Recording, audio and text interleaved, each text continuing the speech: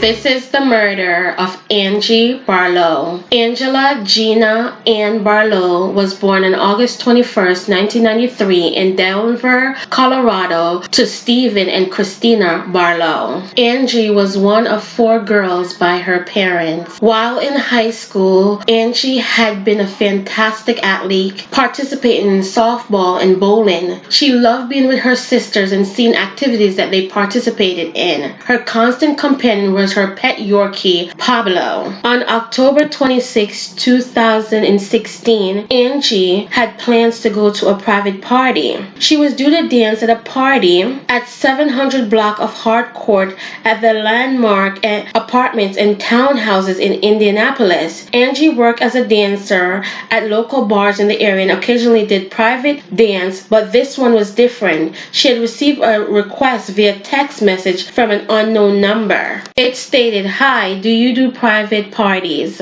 Angela believed the text message was from a woman, but the woman never provided her name. The only information Angie received was that the dance was an anniversary surprise for the woman's husband, that the request was for her to wear matching panties and bra in either black or red. The address and the code for the gate of the apartment complex was given to Angie. After spending a lot of money having great fun on a vacation in Miami, Angie needed the cash, and that is why she agreed to do it. Angie lived with her friend Mona and needed a little extra to cover the rent. Angie wasn't someone who was afraid to do things alone. She was fiercely independent and took each and every opportunity as and when it arose. Just before she left for the private party that night, she sent Mona a text message. It stated, "Doing a private party at this address just in case I go missing, LOL." She included a screenshot of the address where the party was. Angie drove to the party and put up a Snapchat at 11:45 p.m. that night. She appeared to be at the party and seemed happy. She was smiling. The next day, nobody could reach Angie. Her friends and family tried to contact her by texting and calling, but there was no answer. Christina, Angie's mother, went to Angie's apartment. It was clear that she hadn't spent the night there, and her dog,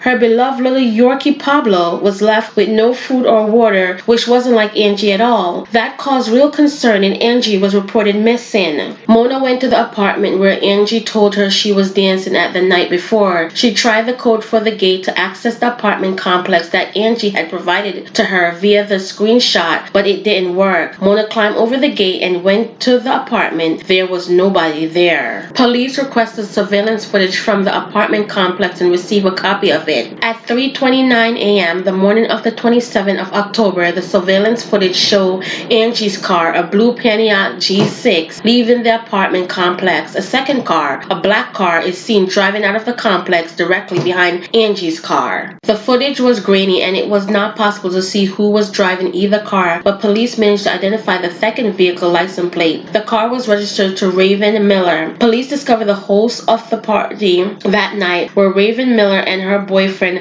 Baron McCullen. Angie knew both of them. She knew them from dancing at the local bars and had even briefly dated Baron, but things between them were not good, and Angie's friends and family believed that if she knew who was hosting the party, there would be no way she would have gone there that night. Police believe that they may have had somebody else answer the door that night when Angie knocked, so that she didn't know they were involved.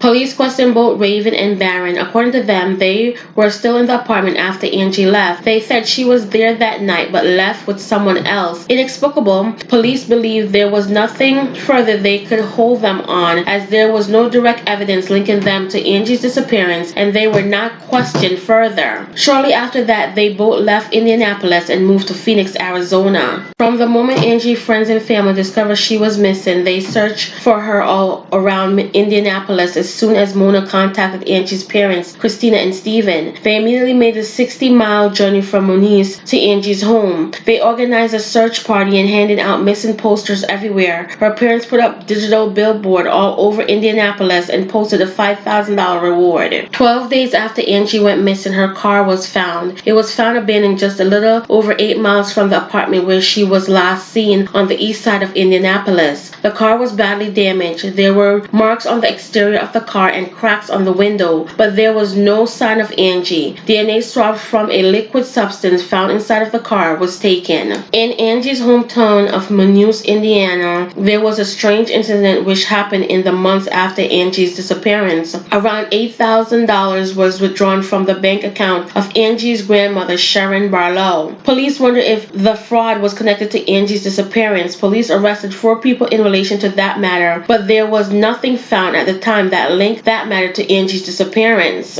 4 weeks after that incident, police received an anonymous tip. They were told that Angie was dead and were provided with the exact location of her body. Police went to the address provided. A man lived there but had only recently moved in, and police believed he was not involved in the matter. The house had been empty for a lengthy amount of time. The house was once rented by one of Barron's relatives. It was less than 10 miles from where Angie had went missing. Police found remains in a shallow grave in the backyard. Due to the decomposition, Angie had to be identified via her tattoos. Since Angie remains were found, there has been little progress in the case. Her mother is desperate for answers. There are many questions she has that she wants answers to. Angie's remains were found June 2017, 8 months after she went missing. Police believe that Angie may have been murdered at the apartment that night, and her body was possibly driven away in her own car. They have not revealed the cause of death. This is a case where more than likely multiple people know what happened, and it's time they start talking.